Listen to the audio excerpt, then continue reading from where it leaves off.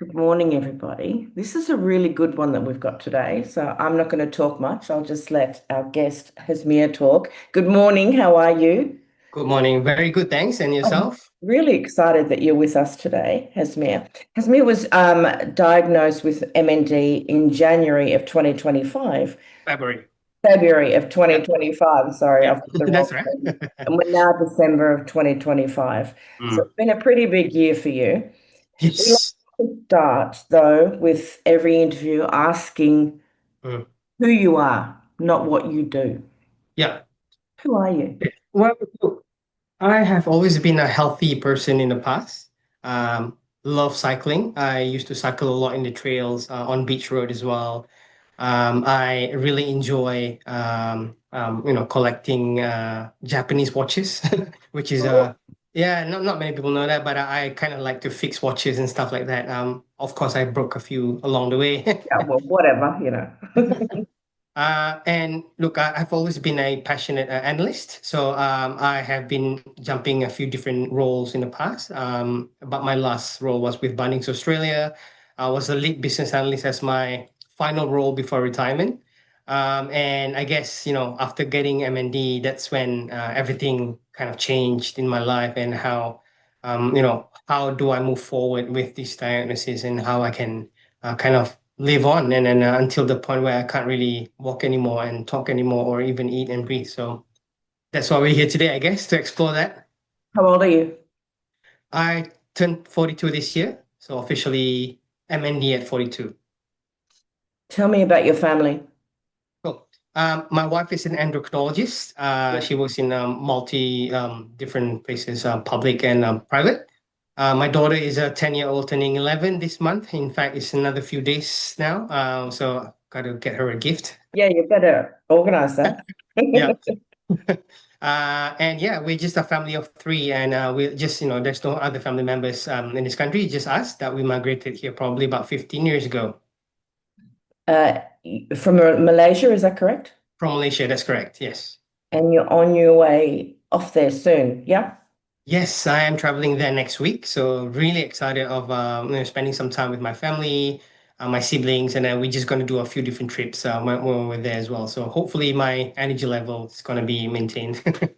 You'll need to manage it. So tell me, how is MND affecting you currently? Hmm. Okay, so I guess maybe I'll go back from the start where the symptom was hitting my right hand. So that was last year in July that I started feeling a little bit weird in terms of holding and trying to carry stuff. Then I start dropping my coffee cups and I start dropping a jug of water, for example. And then I say, hey, this is not right. There's something wrong with my strength here. So I thought, hey, my wife has been pestering me off, go check with the clinic and then just make sure that it's not carpal tunnel syndrome, for example. So I thought, hey, all right, fine. You know what? In the end, I gave up and I just went for a check. And that's when my GP, the doctor, realized that there's a muscle wasting in my hands. And that's when she was like, okay, so this could be a lot more serious than we thought. Mm. That's when I decided, okay, let's just proceed and check and see what's going on with myself. Send me to the Austin Hospital, Austin Health, and that's when it all began. So I guess July last year was the time when, they did an EMG, they did all the necessary tests for me to see whether what's going on with my body, and that's when it hit me and said, wow, this is getting a lot more serious because I'll be going back and forth to the hospital to check. And then finally, I think I reckon about probably a month later, he came back and said, "Hey, I think we need to screen you further if there's something related to motor neuron disease." So that's when I was, wow, okay, so this is it. This is the big disease, the beast of a disease that we're talking about here. That's when I started going to the hospital back and forth to scan for MRI, do MRIs and CT scans. And then to rule out, as you know, MND is a kind of you don't get to see the markers or anything like that. You just have to do a lot of different tests just to rule out everything else. So it's a test of exclusion, I'll call it. And that's where there's no leukemia, there's no cancer. That's what the doctor was worried about because they can't pinpoint to a particular disease. So then we went on for another 8 months of IVIG. It's more of an antibody Yeah. injection to myself. I think you're aware of that. And just to see whether there's any reaction to my body. But unfortunately, there wasn't, any help with that IVIG injection. And then back in, I guess, January was when I saw my foot getting a lot weaker. I realized that I was struggling to walk further than usual. And then I said, hey, I think there's something wrong with my legs. And that's when my wife told me, hey, looks like, there's further muscle wasting happening around my legs and foot. That's where I then, reported to the neurologist in Austin Health at that point. And then they officially diagnosed me with motor neuron disease in February 14, Valentine's Day. How about that? Yeah. Your wife know that you had MND before you were officially diagnosed? No. So she had no clue. Okay, Because obviously it's a different different area of sure. expertise. But she was worried about it. With the moment the GP told us that it could potentially be motor neuron disease, that's when we scrambled. I was grieving last year. I was trying to work out, oh, what do I do next? What's going to happen to my family and my job and everything else. I'll be honest with you, I was grieving when it hit me during that process of Yeah. getting to know whether it's the final diagnosis. But yeah, I got out of the other end and then accepted what has been given to me, and I just move on really. And I think that's where we want to talk about more about that now. Yeah. Working for Bunnings, you would have been well aware of what MND was. Here's the funny thing, right?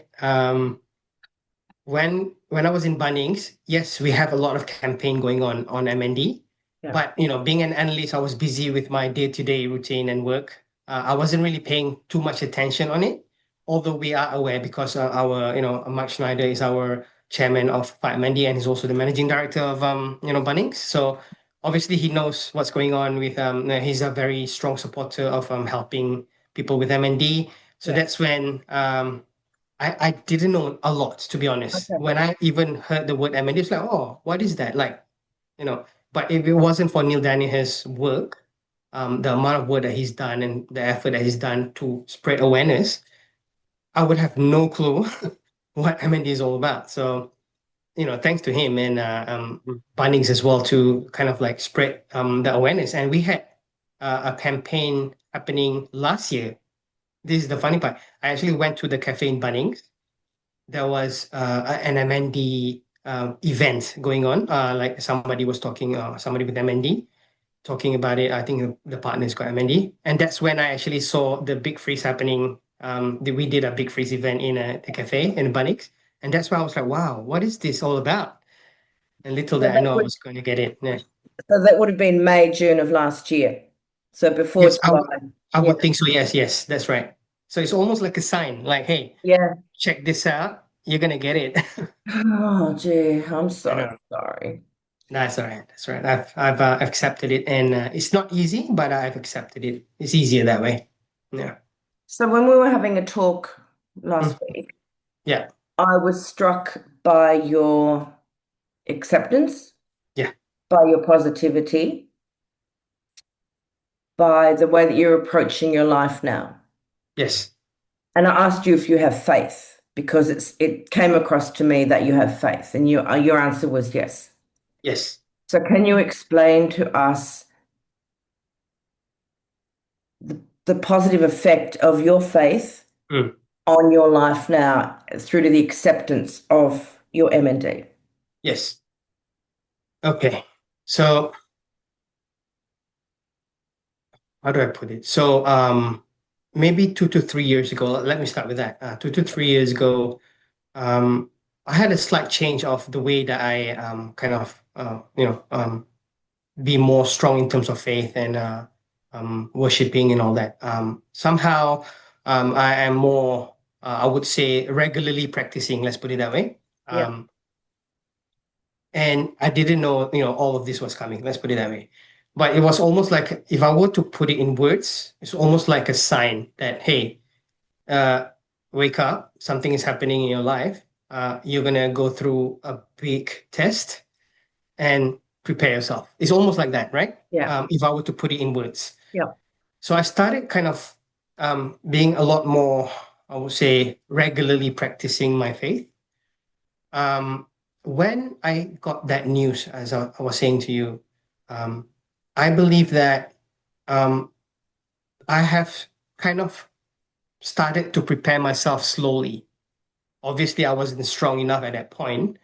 Getting hit by such a big of a diagnosis opened my eyes and said, wow, this is something that I didn't expect. I'm at this age getting this diagnosis. How do I move on? Yeah. So I feel like the reason for this goes back to everybody will die, right? Everybody will face through death. There is no way we are going or cheating death. Let's put it that way.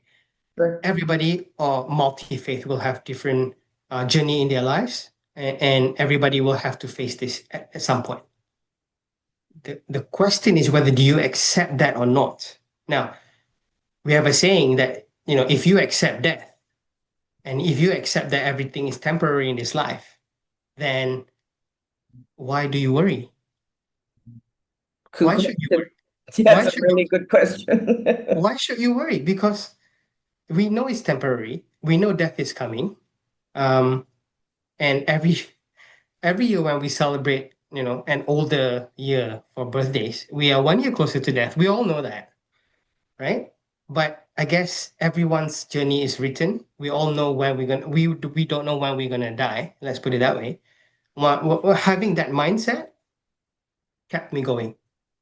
Having that feeling of, okay, I'm confident that everybody will face through the same thing. It's just different stories, different journeys. Some people go through heart attack. Some people go through a stroke or something else. My uncle had a aneurysm in the stomach, so that was Good. the next day. Straight away he passed away. You see, not even goodbye to wife. So I feel like we have to accept this. But once you cross that line of acceptance that, hey, you will die no matter what we say, I'm being very frank here, Yeah, no, I want that. right? Right. And that's when things get easier for you. The ease will come when you go through that hardship first. That's what I believe in. And that kept me going. My faith was getting stronger and stronger after I accepted, after the grievance stage, I've accepted it. And now, you know what? I want to move on.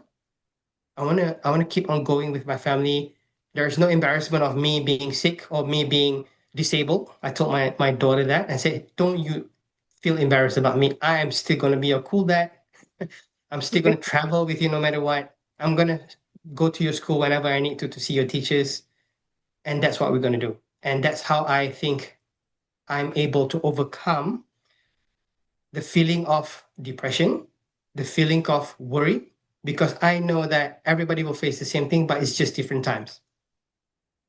When you were initially diagnosed, though, did you have fear, anger, and depression? When I first found out about it, the symptoms made me stressed out Okay. before the official, right? So I guess when I first found out, oh, you might have lower motor neuron disease, I was like, whoa. Found out about it, went to research, can't help it. I'm an analyst. I just went in and researched every single paper as I can find. I was almost depressed, let's put it that way. Okay. But I think having a mindset of an analyst made me wanted to think objectively. I wanted to say, rather than just grieving and defeated and feeling, oh, sorry for myself, I really want to prepare myself. So ever since I was going through that stage, let's say last year, around the July, I'll call it August, September mark, I was going through preparing the will, preparing everything else, making sure everything is ready to go, making sure that I've informed my employer, Bunnings, and make sure that they are aware of my condition, going through all these tests, going through all this potential, kind of treatment that may help me. And because of that moving forward mindset, that really stopped me from feeling defeated. Okay. That's how I kept on going, and I kept on going forward, moving forward, because I think I need to. Because otherwise, if I'm not strong enough, my family will feel the same way. And I can't do that to my wife. I can't do it to my daughter and my parents. They need to see me as a strong person for me to move on, so that they understand that, hey, don't worry, we're just going to move on and see what happens, and the rest we leave it to God. A lot of people say, and they've said on this podcast, that their family takes the lead from them. So if you're depressed and Mm. lonely and sad, and then the family will be the same. But if you're That's right. upbeat and happy and positive, then the family will be the same. And it is about True. fundamentally caring for your family, isn't it? It Regardless. is true. It is true. I agree. Another thing you said in the very beginning was that you were very fit, and we hear that time and time and time again. Mm. I've never been fitter. I was so fit. You know, Yeah. why does this disease hit a healthy, fit, young Mm. person? You know. Mm. Now you are an yes, I can't say it, an analyst. Yes. That's right. It's very difficult. Mhm. We need purpose in our life. I know what you're doing, but you're going to be telling us, how are you finding purpose now in this life that you're not working? Yes. How are you paying forward? How are you helping your people, fellows with MND now Mm. and those to come? Yeah. Well, after resigning around March this year, I've decided to travel for a bit Good. before I start doing other work that I'm doing now.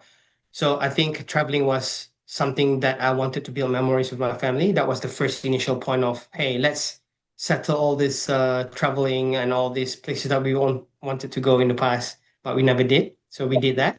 Good.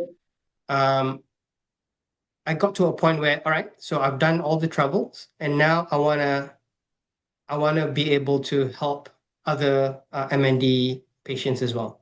So I joined the LEN, which is the Live Experience Network, so that we get a lot of information from them and say that, hey, if you want to participate in any conferences, then I decided to also join the LERAP, which is the Live Experience Research Advisory Panel. Panel. Yep. So I like that one because it's talking about the prioritization of, all this research that we have, the care model, the science behind it, if we get all the medicines, the clinical trials, and also the way that we operate in terms of what do you call it? Um what's that word? The so the we got the care model, and then we got the science behind it, and then we got the diagnosis. Sorry, so how Yeah. fast can we get the results and all that once once your system you got all the symptoms and all that. So for me, by joining all this volunteer work that I'm doing, it feels like because I'm getting really well cared by the Bondura Clinic, which is in Bondura, the MND clinic there. In I feel Melbourne. like, yeah, sorry. In Melbourne. Yes, in Yeah. Melbourne. I feel like, you know what? I want to give back. I want to be able to help others to get through this, because it's not going to be easy, I'm sure. But if I were to help them, fill the gaps of what's missing in the current system, then I've done something for the community. And that's exactly what Neil Daniel is doing. That's what Ian did it in the past. I think his name was Ian. And then there's a few more other people who's contributed, massively to the Yeah. community. So we went on and did the fundraising. As you know, I've mentioned to you in the past. We raised $30,000 out of everyone's support, which was amazing. Uh, Extraordinary. yes, and we did it in a Banyul school as well, which is great. And we did that. We were also involved with Fight MND campaigns to kind of like get people to donate and help us find a cure. So that was amazing as well. Along the way, I also wrote a book in between, which is not Along completed the yet. way, yeah, along the way, I wrote a book. Okay. Look, I was never a writer, but my grammars are all over the place, so I need kind of That's had why to we have revisit. editors. Yeah. Exactly right. So I wanted to put all my what I'm thinking in a book. So I've already written the book, and then we can kind of go edit it later on, right? So that's what the plan was. And I'm also doing a documentary with Documentary Australia with Eric, Tom, and Bruce, the company, and they are shooting of our life of how it all started. So exactly what I'm having this conversation with you, but in a visual form, how it all began, what's my family like, and so on. So I want to leave a legacy. I want to be able to help people, and I also started a YouTube channel recently, and it's called MND Hacked. We'll talk about that in one sec. Let's just go back to the movie, the Okay. documentary. So, Mm. how many sessions have you already had with them? Ooh. So we started from February. So the executive producer, Victoria Connors, she came to the how we met her, and the director Hussein, who came in February. So we've done, I would say easily 50 interviews. Yes, a lot. That's a lot. That's a lot along the way, right? Like this is happening in the year. And we did a few different sessions with myself, my wife. Oh, I just lost you. Okay. So they did with your wife? Yes. Yeah, we did all the interviews completed. I think the last interview we had was 2 weeks ago. They came and interviewed my wife on our recent Turkey trip that we did a month ago. So it's more about, how did you manage? How was I had issues with the wheelchair and all that when I was there and stuff like that. So it was more trying to ask the carer, how did you manage to go on such a very long journey? It's a really long journey. Yeah. Um, how did she manage to go on such a long journey with you? That's an interesting question. It was a very long journey, but we had breaks in between. So we stopped at Singapore, we stopped at Abu Dhabi, and we every time we stop for a transit, we'll sleep there for a night. It's Good. just so that I can recover from the long trip. Yeah. And then we did the same thing coming back to Melbourne. Yeah. I love Turkey. Did you love Turkey? Oh my God, I What's want to the go food? again. Tell me about the food. Oh wow, the Oh, food was amazing. oh, Oh, I don't think I can ever compare. I don't know. I don't want to say the Turkish food here is not good, but over there is next level. something about the soil, I think.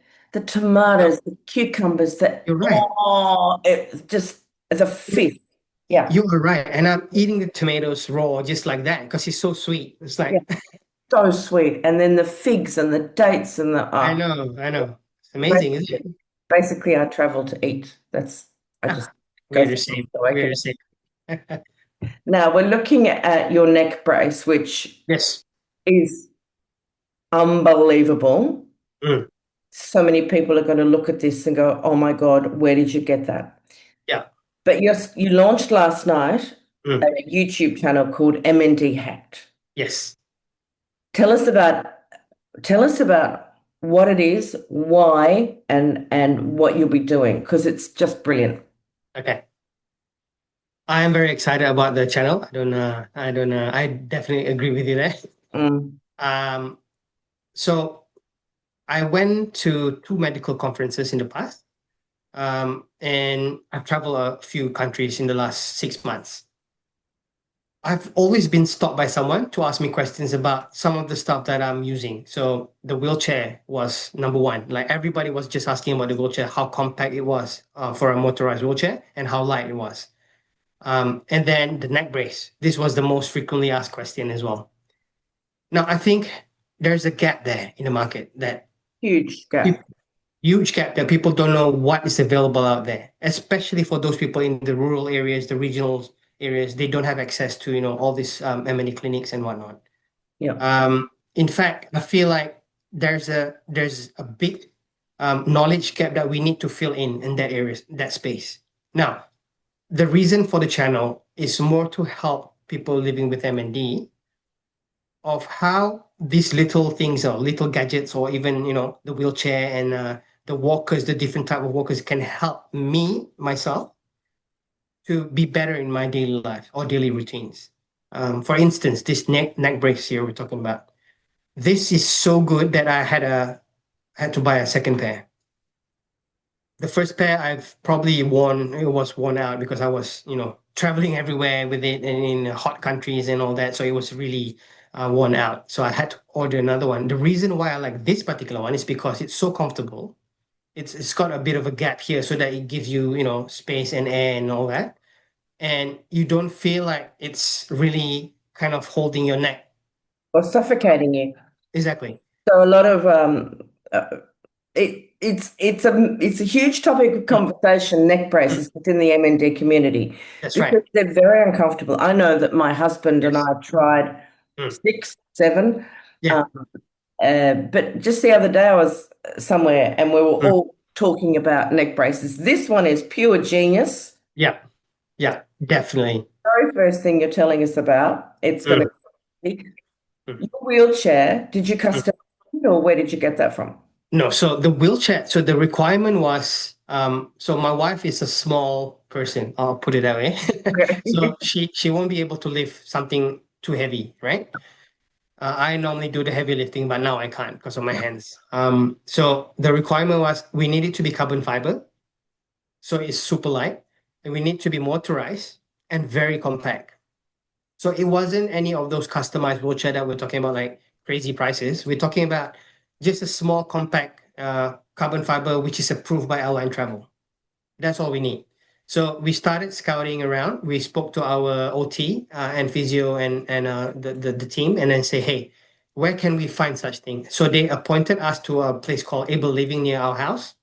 And that's when we started scouting of the different types. So I actually went there, test out the different ones, different options, and then we concluded with this particular one that I had. It's called the Featherlight Pinnacle wheelchair. So it's really light. It's probably about 12 kilograms, 13 kilograms, and Because it's that's very another handy. issue that people have is that lifting the wheelchair and putting it into the car is Correct. it's prohibitive for people to go out That's unless right. you have a wheelchair friendly van. So yeah, okay. Yes, exactly. Yeah, yeah. And this is the kind of information I want to share with people because you can't just go out there and buy any wheelchair that you like Mm. because you gotta make sure that it's airline certified as well because otherwise, which I had problems in the past because I didn't have the certificate, and this is exactly the kind of information I want to share in the channel so that people understand, all right, before I buy this one, commit to a particular one, make sure you have all the paperwork because when you travel next time,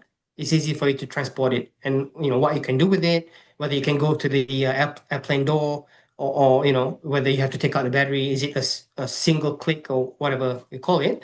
But exactly, this is the information that people don't tell you about unless you go see and discover it yourself. So there's a huge gap in our country, people who have MND living in regional and Yes, rural and yes. remote. Big problem. And that's Mm. something that we're trying to help with. And unbeknownst to you, you will now be helping us with that. I hope so. But also in the cities, so there's such a huge gap between people on NDIS and on aged care that Yeah, even though something exists, people yeah. on aged care are unable to afford what is Mm. out there, off the shelf. Yes, So this is also, we're going to, and I will help you with this, I will give you some information, but that's going to be life hacks for them too, so that yeah. there are things available out there for you at a Mm. much more affordable price too. That's correct. Yeah. Mm. And I think this is a collective effort as well. When I say collective effort, yes, I may run the channel. I'm the founder of the channel, but what I intend to do is to understand what works for other MND patients as well. Yeah. Now, when I know these gadgets or devices work for them, Mm. then I probably jump into it a little bit more, to get more information. So then I can share with the channel and say, hey, this works for this person, and then this person is using this one because everybody is different. I have a different progression versus another person with MND. Correct. So my needs may be something else, and then the other person probably needs something more, like a better way of like a neck support that is more holding your head as well and stuff like that. So this is where it's a collective effort. I'm hoping to go around and get information from other MND patients so that we can collectively share in the channel so people can have information on a central basis. People will be up for that. Mm, mm, Don't even worry about that. that's awesome. Oh, it's been an absolute joy spending time with you today. Thank you. I Thank you love for having me. your positivity, your sense of community. It's what we love and what we need. Mm, For those people who are just recently being diagnosed with MND, for right. people who are within that hell first 3 months, what would you say to them now? Mm. Look, it's not going to be easy. It wasn't easy for me when I first found out about what's about to happen to me. But know this: life is temporary. Everybody will face different things in life. The journey will be different for everyone. But one thing for certain is that we have an expiry date, and we all know that. Um, rather than feeling defeated, rather than feeling down, why don't you change that energy into something more positive and help people? Because the feeling of helping others and making people smile is priceless. Just giving that extra help to others who are in need is probably the best thing I've ever felt over the years of my life.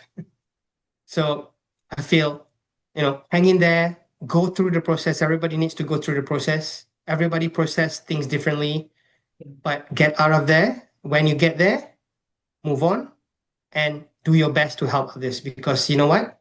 Only that matters because what you're leaving behind is what matters than anything else. Yeah. First be kind, then give. Yeah. That's right. Exactly Beautiful. right. Now, the website, thank you, that was beautiful. The channel is MND Hacked. Yes. I will be sharing that. I'll be spreading Thank that you. also Thank you. on the little brief for this, but Yeah. I have subscribed. So Ah, thank you. hurry up and make more content for us, will you? But Yes, we will. We will. I'm in the midst of trying to shoot that wheelchair will go first, I think, oh, good. Yeah, because that's the most handy one and the most probably the one that works really well. yeah. So I think that's how people get out of their house as well, rather than, cooped up in the room and do nothing. Yeah. Don't get stuck in the house. Mm, Okay, so you've done the podcast, you've written the book, it just needs to yes. be edited, and then there's going to be the documentary Yes. and then the YouTube channel. So yeah, you're going to make an imprint on all of us. Thank you. Thank you. Thank you. Now enjoy your family, Thank you, Jane. enjoy your Appreciate it. weekend, and it's been an absolute joy. Thank you so much. I really appreciate this, and I hope we have more sessions in the future. Trust me, you're not getting away from me that easy. All right. I'm retired, so I'm always free. Thank you. Thank you, Jane. I really appreciate it. You have a good day. Thank you.